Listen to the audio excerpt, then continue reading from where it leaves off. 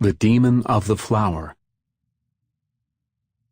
Lying one summer night below the stars, when the Milky Way was spanning the sapphire zenith and the wind had fallen asleep in the high, somber pines, I heard this tale as a whispering born from strange worlds beyond the Scorpion.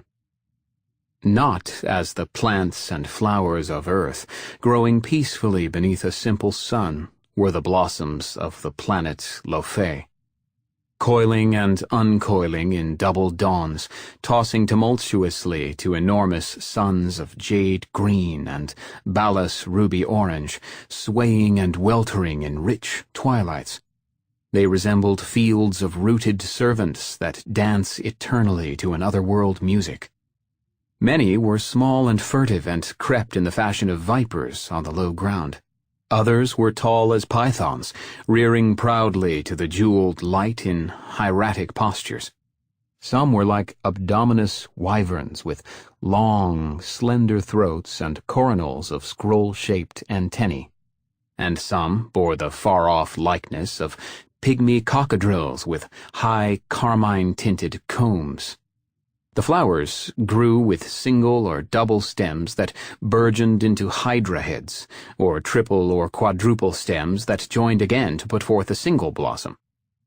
They were frilled and festooned with varicolored leaves that suggested the wings of flying lizards, the pennons of fairy lances, the phylacteries of an alien sacerdotalism. They bloomed with petals that issued like flaming tongues from ebon mouths, or curled in scarlet wattles as of wild dragons turned to plants by a wizard's spell, or floated on the air in deep reticulations as of fleshy nets of madder and rose, or hung aloft like bucklers of exotic war. They were armed with venomous darts, with deadly fangs, and many possessed the power of fatal constriction. All were weirdly alive and sentient, were malignly restless and alert, save in the irregular, infrequent winters when Lofé hung at its twofold aphelion. Then they ceased their perennial tossing in a brief torpor and folded their monstrous petals beneath the rays that fall obliquely from remote poles. The flowers were the lords of Lofé, and all other life existed only by their sufferance. The people of the world had been their inferiors from unrecorded cycles, and even in the oldest myths there was no suggestion that any other order of things had ever prevailed. And the plants themselves, together with the fauna and mankind of Lofé, gave immemorial obeisance to that supreme and terrible flower known as the Vorqual, in which a tutelary demon, more ancient than the twin suns, was believed to have made its immortal avatar. The Vorqual was served by a human priesthood, chosen from amid the royalty and aristocracy of Lofé, in the heart of the chief city, Lospar. In an equatorial realm, it had grown from antiquity on the summit of a high pyramid of sable terraces that overloomed the town like the hanging gardens of some greater Babylon, crowded with the lesser but deadly floral forms. At the center of the broad apex, the Vorqual stood alone in a basin level with the surrounding platform of black mineral. The basin was filled with a compost in which the dust of royal mummies formed an essential ingredient. The tall demonian flower sprang from a bulb so old, so encrusted with the growth of centuries, that it resembled an urn of stone. Above this, there rose the gnarled and mighty stalk that had displayed in earlier times the bifurcation of a mandrake, but whose halves had now grown together into a scaly, furrowed thing like the tail of some mythic sea monster. The stalk was variegated with hues of greening bronze, of antique copper, with the sere yellows and burnt matters of tropic autumn, the livid blues and deathly purples of carnal corruption. It ended in a crown of stiff, blackish leaves, banded and spotted with poisonous metallic white and edged with sharp serrations as of savage weapons. From below the crown there issued a long, sinuous arm, scaled like the main stem, and serpentining downward and outward to terminate in the huge upright bowl of a bizarre blossom, as if the arm, in sardonic fashion, should hold out a hellish beggar's cup. Abhorrent and monstrous was the bowl, which, like the leaves, was legended to renew itself at intervals of 1,000 years. It smouldered at the base with sullen rubies steeped in sepulchral shadow. It lightened into zones of sultry dragon's blood, into belts of the rose of infernal sunset on the fluted, swelling sides. And it flamed at the rim to a yellowish nacreate red, like the ichor of salamandrine devils. To one who dared to peer within, the deep grail was lined with funereal violet, blackening toward the bottom, pitted with myriad pores and striated with turgescent veins of sulphurous green. Swaying slowly in a weird, lethal, hypnotic rhythm, with a deep and solemn sibilation, the Vorqual dominated the city of Lospar and the world of Lo-Fi. Below, on the tiers of the pyramid, the thronged ophidian plants kept time to this rhythm in their tossing and hissing, and far beyond Lospar, to the poles of the planet and in all its longitudes, the fields of living blossoms obeyed the sovereign tempo of the Vorqual. Boundless was the power exercised by this being over the people who, for want of a better name, I have called the humankind of Lo-Fi. Many and frightful were the legends that had gathered through eons about the Vorqual, and dire was the sacrifice demanded each year at the summer solstice by the demon, the filling of its proffered cup with the life-blood of a priest or priestess, chosen from amid the assembled hierophants who passed before the Vorqual, till the poised cup, inverted and empty, descended like a devil's mitre on the hapless head of one of their number. Lunithi, king of the realms about Lospar, and high priest of the Vorqual, was the last, if not the first, of his race to rebel against this singular and sinister domination.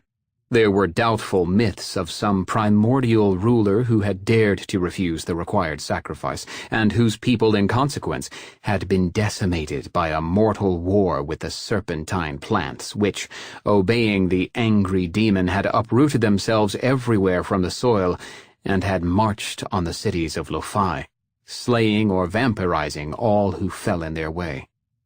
Lunithi, from childhood, had obeyed implicitly and without question the will of the floral overlord, had offered the stated worship, had performed the necessary rites. To withhold them would have been blasphemy. He had not dreamt of rebellion till, at the time of the annual choosing of the victim, and 30 suns before the date of his nuptials with Nala, priestess of the Vorqual, he saw the hesitant, inverted grail come down in deathly crimson on the fair head of his betrothed. A mute and sorrowful consternation, a sullen, recalcitrant dismay which he sought to smother even in his own heart, was experienced by Lunithi. Nala, dazed and resigned, in a mystic inertia of despair, accepted her doom without question. But a blasphemous doubt formed itself surreptitiously in the mind of the king. Scarcely he dared admit the thought to full consciousness, lest the demon should know by means of its telepathic powers, and visit him some baleful retribution. Trembling with his own impiety, he asked himself if there was not some way in which he could save Nala from the sacrificial knife, could cheat the demon of its ghastly tribute. To do this, and escape with impunity to himself and his subjects, he knew infallibly that he must strike at the very life of the monster, which was believed to be deathless and invulnerable.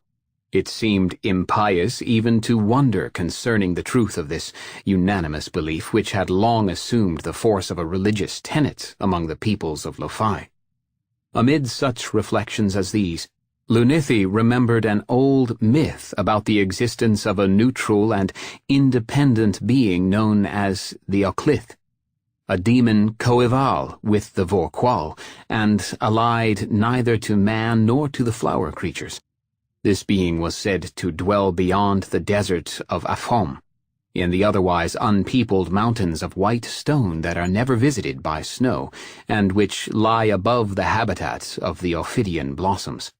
In latter days, at least, no man had seen the Oclith, for the journey through Afom was a thing not lightly to be undertaken. But this entity was supposed to be immortal, and it lived apart and alone, meditating upon all things and interfering never with their processes. However, it was said to have given, in earlier times, valuable advice concerning affairs of state to a certain king who had gone forth from Lospar to its lair among the white crags. In his grief and desperation, Lunethi resolved to seek the Oclith and to question it anent the possibility of slaying the Vorqual. If, by any mortal means, the demon could be destroyed, he would remove from Lothai the long-established tyranny whose shadow fell upon all things from the Sable Pyramid. It was necessary for him to proceed with utmost caution, to confide in no one, to veil his very thoughts at all times from the occult scrutiny of the Vorqual. In the interim of 5 days between the choosing of the victim and the consummation of the sacrifice, he must carry out his mad plan. Unattended and disguised as a simple herder, Lunethi left his palace during the brief night of universal 3-hour slumber and stole forth toward the desert through fields comparatively free of the serpentine growths. In the dawn of the Balas Ruby sun he had reached the pathless waste and was toiling painfully over its knife-sharp ridges of dark stone like the waves of a mounting ocean petrified in storm. Soon the rays of the green sun were added to those of the other, and the Afom became a painted inferno through which Lunethi dragged his way, crawling from scarp to glassy scarp, and resting at whiles in the colored shadows. There was no water anywhere, but swift mirages gleamed and faded, and the sifting sand appeared to run like rills in the bottom of deep, flaming valleys. At setting of the first sun, Lunethi came within sight of the pale mountains beyond Afom, towering like a precipice of frozen foam above the desert's darker sea. They were tinged with evanescent lights of azure and jade and orange in the going of the yellow-red orb and the westward slanting of its binary.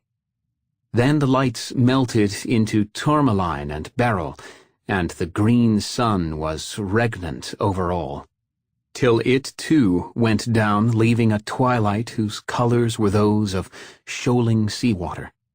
In the gloom, Lunethi reached the foot of the lower crags, and there, exhausted, he slept till the second dawn.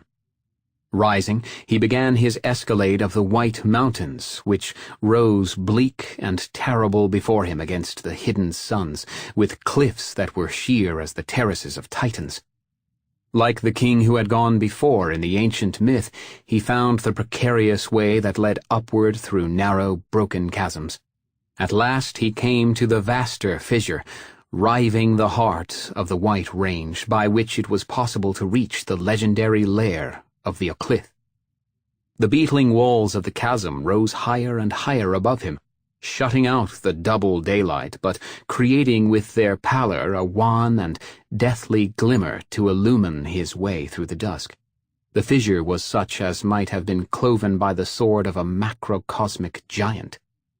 It led downward, steepening ever, like a wound that pierced the heart of Lothai. Lunethi, like all of his race, was able to exist for prolonged periods without other nutriment than sunlight and water. He had brought with him a metal flask filled with the aqueous element of Lothai, from which he drank sparingly as he descended along the chasm, for, like Afom itself, the White Mountains were waterless, and he feared to touch the rills and pools of unknown fluids upon which he came at intervals in the gloom. There were sanguine-colored springs that bubbled from the walls to vanish in fathomless rifts, and sluggish brooklets of mercurial metal, green, blue, or amber, that wound beside him like liquescent serpents and then disappeared mysteriously in dark caverns. Acrid, metallic vapors rose from clefts in the chasm floor, and Lunithy felt himself among strange alchemies and chemistries of nature. In this fantastic world of stone, which the plants of Lothai could never invade, he seemed to have gone beyond the sectanic tyranny of the Vorqual. At last he came to a clear, hueless pool that almost filled the entire width of the chasm, leaving on one side a narrow, insecure ledge along which he was forced to scramble. A fragment of the marble stone, loosened by his passing, fell into the pool as he gained the opposite edge, and the clear liquid foamed and hissed like 1,000 vipers. Wondering as to its properties and fearful of the virulent hissing, which did not subside for some time, Lunithy hurried on and came after an interval to the end of the fissure. Here he emerged in the huge crater-like pit that was the home of the Oclith. Fluted and columned walls went up to an overwhelming height on all sides, and the sun of orange ruby, now at zenith, was pouring down a vertical cataract of gorgeous fires and shadows. Adorsed against the further wall of the pit, Lunithy beheld that fabulous being known as the Oclith, which had the likeness of a high cruciform pillar of blue mineral, shining with its own esoteric luster. Going forward, he prostrated himself before the pillar, and then, in accents that quavered with a deep awe, he ventured to ask the desired oracle. For a while the Oclith maintained its Aeonian silence. Peering timidly, the king perceived the twin lights of mystic silver that brightened and faded with a slow, regular pulsation in the arms of the blue cross. Then, from the lofty, shining thing, by means of no visible organ, there issued a voice that was like the tinkling of mineral fragments lightly clashed together, but which somehow shaped itself into articulate words. "It is possible," said the Oclith, "to slay the plant known as the Vorqual, in which an elder demon has its habitation. Though the flower has attained millennial age, it is not necessarily immortal, for all things have their proper term of existence and decay, and nothing has been created without its corresponding agency of death. I do not advise you to slay the plant, but I can furnish you with the information which you desire. In the mountain chasm through which you came to seek me, there flows a hueless spring of mineral poison, deadly to all the ophidian plant life of this world." The Oclith went on, and told Lunithy the manner in which the poison should be prepared and administered. The chill, toneless, tinkling voice concluded, "I have answered your question. If there is anything more that you wish to learn, it would be well to ask me now." Prostrating himself again, Lunithy gave thanks to the Oclith, and, considering that he had learned all that was requisite in regard to the Vorqual, he did not avail himself of the opportunity to question further the strange entity of living stone. And the Oclith, cryptic and aloof in its termless, impenetrable meditation, apparently saw fit to vouchsafe nothing more except in answer to a direct query. Withdrawing from the marble-walled abyss, Lunithy returned in haste along the narrow chasm till, reaching the clear pool of which the Oclith had spoken, he paused to empty his water flask and fill it with the angry, hissing liquid. Then he resumed his journey. At the end of 2 days, after incredible fatigues and torments in the blazing hell of Afam, He reached Los Spar in the time of darkness and slumber, as when he had departed. Since his absence had been unannounced, it was supposed by everyone that he had retired to the underground adita below the pyramid of the Vorqual for purposes of prolonged meditation, as was sometimes his wont. In fearful hope and trepidation, dreading the miscarriage of his plan, and shrinking still from its audacious impiety, Lunithy awaited the night preceding that double dawn of summer solstice, when, in a secret room of the Black Pyramid, the monstrous offering was to be prepared.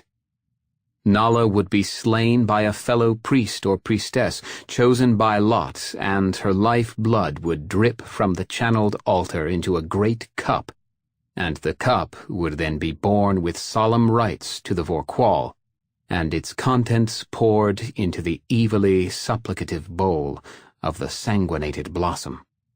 He saw little of Nala during that brief interim. She was more withdrawn than ever, and seemed to have consecrated herself wholly to the coming doom. To no one, and least of all to his beloved, did Lunithy dare to hint a possible prevention of the sacrifice. There came the dreaded eve with its swiftly changing twilight of jeweled hues and its darkness hung with auroral flames. Lunithy stole across the sleeping city and entered the pyramid, whose massive blackness towered amid the frail and open architecture of buildings that were little more than canopies and lattices of stone. With infinite caution, hiding his real intention in the nethermost crypts of his mind, he made the preparations prescribed by the Oclith. Into the huge sacrificial cup of black metal in a room eternally lit with stored sunlight, he emptied the seething, sibilant poison he had brought with him from the White Mountains. Then, opening with surgical adroitness a vein in one of his arms, he added a certain amount of his own life fluid to the lethal potion. The blood appeared to quiet that angry venom, above whose foaming crystal it floated like a magic oil, without mingling, so that the entire cup, to all appearance, was filled with the liquid most acceptable to the satanic blossom. Bearing in his hands the black grail, Lunithy mounted a coiling stairway that led to the Vorqual's presence. His heart quailing within him, his senses swooning in chill gulfs of superstitious terror, he emerged on the lofty sable summit above the shadowy town. In a luminous azure gloom, against the weird and iridescent streamers of light that foreran the double dawn, he saw the dreamy swaying of the monstrous plant and heard its somnolent hissing that was answered drowsily by innumerable blossoms on the terraces below. A nightmare oppression, black and tangible, seemed to flow from the pyramid and to lie in stagnant shadow on all the lands of Lo-Fi. Aghast at his own temerity, and deeming that his shrouded thoughts would surely be understood as he drew nearer, or that the Vorqual would be suspicious of an offering brought before the customary hour, Lunithy made obeisance to his floral overlord. The Vorqual vouchsafed no sign that it had deigned to perceive his presence, but the great flower cup, with its flaring crimsons dulled to garnet and purple in the twilight, was held forward as if in readiness to receive the hideous gift. Breathless and fainting with religious fear, in a moment of suspense that seemed eternal, Lunithy poured the blood-mantled poison into the yawning cup.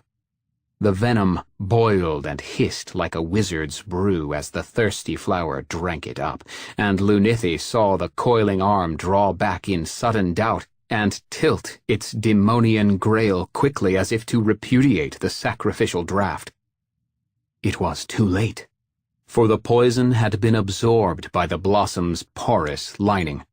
The tilting motion changed in midair to an agonized writhing of the serpentine arm, and then the Vorqual's huge, scaly stalk and serrate leaf crown began to toss in a frenetic dance of death, waving darkly against the auroral curtains of morn.